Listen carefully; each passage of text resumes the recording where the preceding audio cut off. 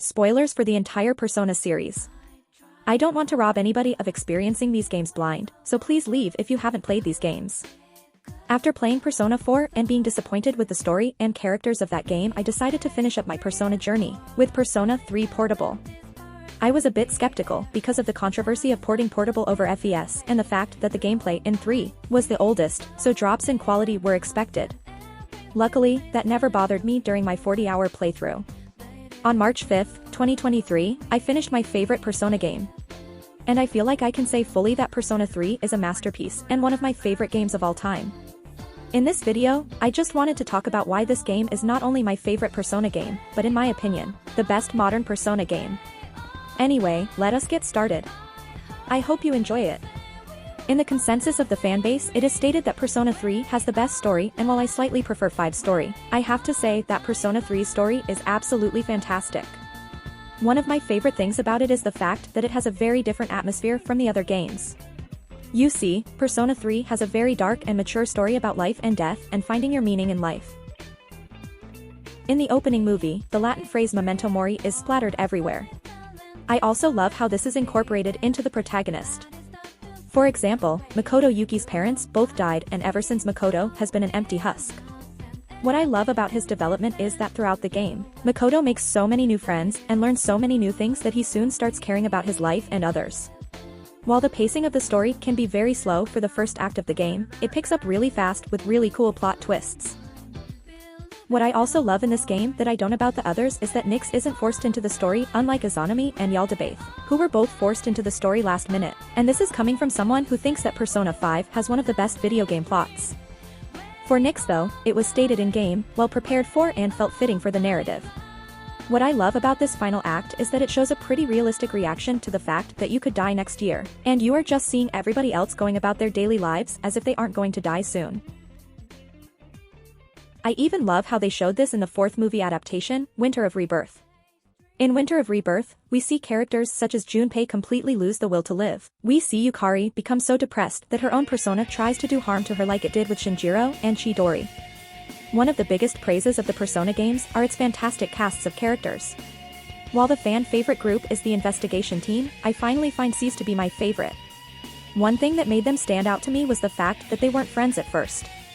For the investigation team and Phantom Thieves, everybody starts off as friends, and it can be pretty unrealistic sometimes. Like, are you guys really going to add someone who looks like a gang member into your group without any hesitation? With Cease though, the growth of how they first started out as co-workers but turned into friends helped me invest in the group. It felt like I was becoming friends with them. I feel like this works in this game because almost every character has had death impact them in some way. This means that nobody is going to become instant friends with you, and will have to grow your relationship with them throughout the course of the game. Another pro that Cease has over the investigation team and Phantom Thieves is that Cease experiences their character development throughout the story instead of social links. I love this because it further proves the fact that these characters stand on their own. In 4 and 5, the characters have all of their development stuck in social links. This isn't good because if a player didn't do a party member's social link, you will miss out on some character development and the character will stay static for the rest of the story. Cease develops as characters throughout the story, and they won't be static. Some of my favorite characters are Yukari, Akihiko, Aegis, and Shinjiro.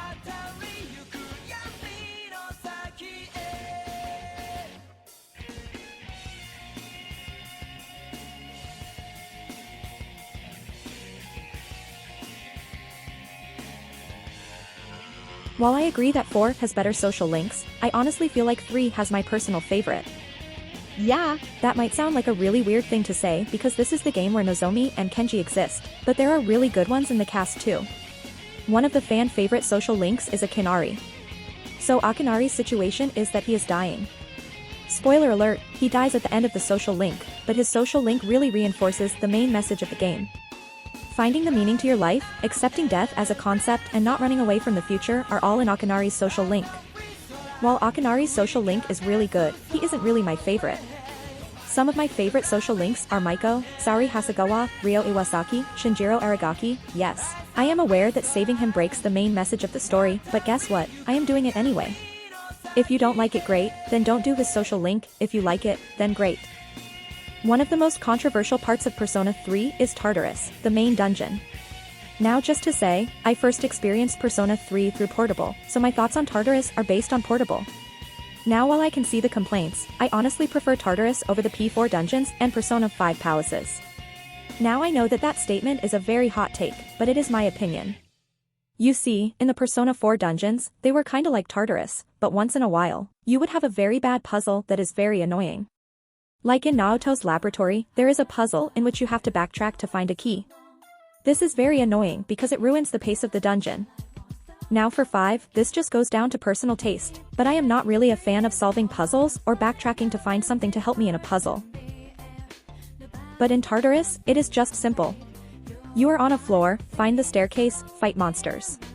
No puzzle solving, no backtracking, just simply looking for a staircase in a very small area. Now I might as well talk about the combat system. So I absolutely love the one more system the modern Persona games have. Long story short, when you are fighting an enemy, you have the ability to find their elemental weakness. You can initiate an all-out attack. An all-out attack does heavy damage to an enemy. What I love about this system is that it makes you strategize. Like what personas should you have in your arsenal, what should your party be, and how to make the most out of my SP and HP. Now this is one of the most praised parts of Persona 3. The soundtrack to Persona 3 is absolutely phenomenal. Some of my favorite tracks are Memories of You, Way of Life, When Moon's Reaching Stars and Soul Phrase. Here are some of them. I tried hard but failed to wait so long. I hope it good but I won't start over again. Midday street more signs and disperse in the air. Nobody stopped to sit and wait.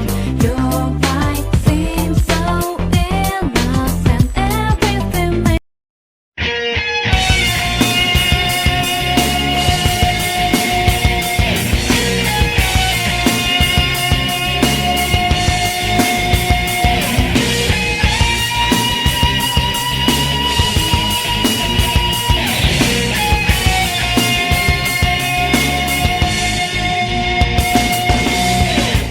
I believe the strongly that water never flows away. Now I know that I spoke about him in the story section, but I want to elaborate further on him and why he is my favorite protagonist in the series. So if you were going to look at Makoto Yuki, Yu Narukami, and Ren Amamiya, the one that would stand out is Makoto Yuki.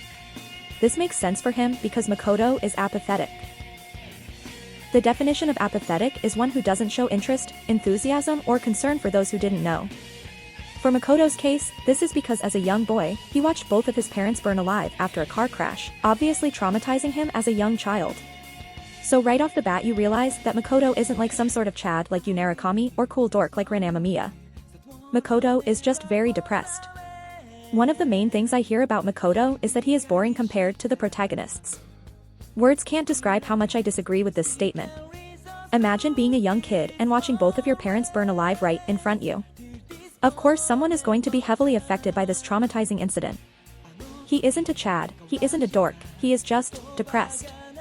While he might seem to be the same throughout the game, he really does shine in the film adaptations. In the movies, Makoto starts off still pretty apathetic, but starts growing more friends and we see more information about him. Makoto isn't afraid to die at first, but throughout the story, he meets so many people that he connects that soon. He wonders about his feelings toward death.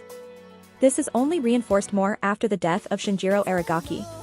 But after a talk with Akihiko and more bonding moments with the group, Makoto has gone from this apathetic person who doesn't care about anything to this character who starts to feel connections and is actually willing to sacrifice his life to his own friends. The sad part about Makoto's character to me is that after he unleashed the Great Seal, Makoto has pretty much become a moving piece of flesh. He is so seriously so tired and is about to die, but he doesn't unless he knows that everybody remembered the promise they made. After Age's speech and hearing his friends arriving, he closes his eyes and passes away. While Persona 3 is most notably known for its dark themes, and it evolved the Persona series to what it is today. But one of the other well-known attributes for it is its ending. The ending of Persona 3 is one of the most beautiful, heartbreaking, and emotional endings I have ever had the pleasure to witness. The ending starts on the day of March 3rd. Everybody in the party has unfortunately lost their memories of the journey they had together. After the school day ends, you have the option to see the endings to all of your maxed out social links. Seeing the social links all happy can really make a player think that the game will have some sort of happy ending to it. This can subvert a player's expectations of thinking of something bad is going to happen, to a maybe I was wrong, things are gonna be okay mindset. Something I love throughout the last 2 days, the normal overworld themes starts playing again instead of memories of the city. This can also subvert a player's expectations of the ending. But once you enter a Wadadai dorm, you are filled with silence.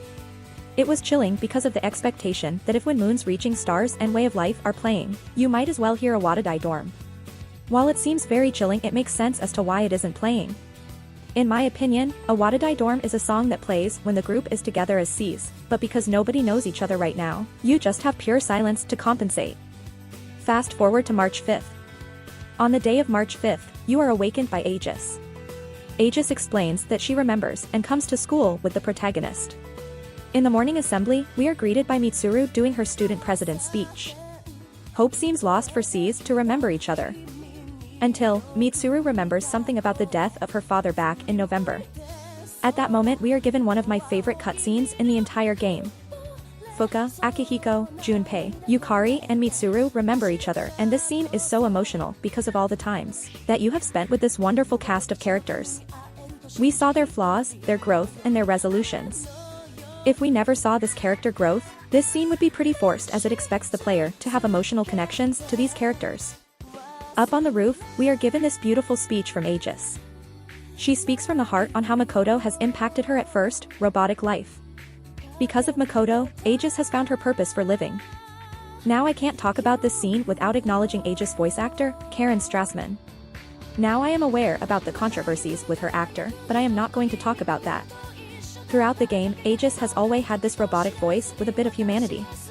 But at this moment, Aegis sounds more and more human throughout the speech, and I believe that Karen really does a fantastic job at capturing this emotion. Dawn has a lot to live up to in Reload. This performance can either make or break the ending.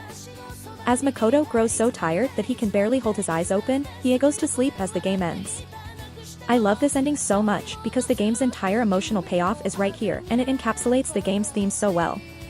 This is definitely the best modern Persona game ending, and has a lot to live up to in the upcoming remake, Persona 3 Reload. Ever since I beat Persona 5 Royal, it changed my entire view of writing and storytelling in a game since Xenoblade Chronicles 2. Now that perspective has been changed even further with Persona 3. I thank each and every one of you for watching. Like I said in my Torna video, I apologize wholeheartedly for the use of an AI voice, but until I find a better editor that lets me use voiceovers, this is how it is going to be until further notice. Persona 3 has a special place in my heart as long as other games as well. I am sorry if I repeated myself, and with how much work I put into this video, this is probably one of my most ambitious projects. Anyway, if this video gets at least 200 views, I might do another type of video like this with Persona 4 or 5. If you like my content, please subscribe as I will really appreciate it. I hope that you have a great day, and let's hope the next full moon will reveal even more information for Persona 3 Reload for fans like us. Well, goodbye.